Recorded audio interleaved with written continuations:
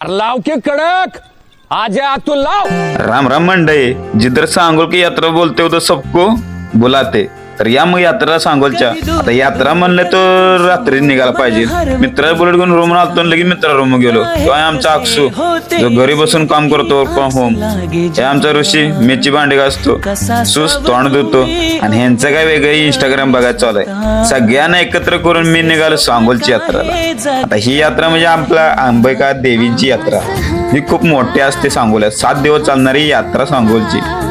खूप अशी गर्दी असते. तर आम्ही स्टार्टिंगला गेलो तेव्हा खूप गर्दी अशी काही नव्हती. ग्रुप घेऊन फिरायला म्हणजे मजाच वेगळी. बाहेर लखन पडला, सुयोग पाटील बी गाठ पडला, लगे मित्र गाठ पडायला चालू झाले.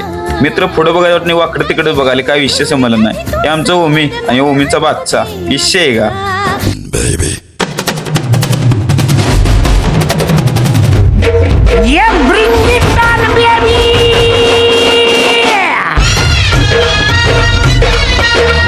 ऋषी लगेच म्हणला कोडवड मध्ये, अरे हरियाला काय दिसत ना.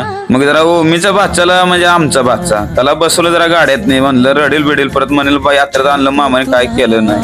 आम्ही फिरवलं बोंबलं तिकडं बाय पोलीस फुल सिक्युरिटीवर होते. हे बघा आमचं ऋषी हे झालं थार मध्ये पण बसवलं त्याला. आम्ही बी लिहिलो. प्रथमेश म्हणाला अरे तिकडे हरियाला म्हणला तुझ बघ बस आम्ही जातो म्हणलं. आवडला तर लाईक करा, शेअर करा, फॉलो करा. धन्यवाद.